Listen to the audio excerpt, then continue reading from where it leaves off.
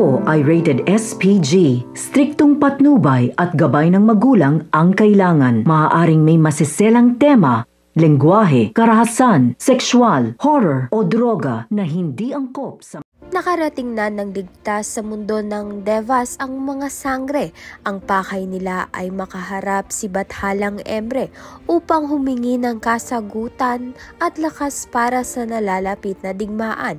Ngunit bago pa man nila makita ang Bathalang Emre, ang anak muna nito ang kanilang nakaharap ang bagong karakter. Dahil hindi sila agad nakilala, inakala ng anak na sila ay mga kalaban. Handa namang lumaban ng mga sangre kung kinikailangan, sapagkat dala nila ang tiwala ng isa't isa at ang paninindigang ipagtanggol ang Encantadia laban sa mga banta.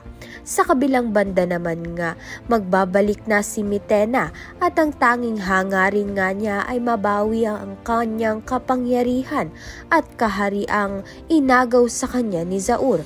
Buo ang kanyang loob na ibalik ang kanyang trono at ipaghiganti ang kanyang sarili.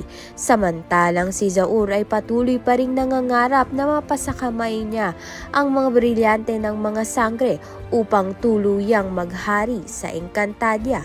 Kaya naman nga't yan at iba pa ang dapat nating pakaabangan. Maraming salamat sa iyong panonood.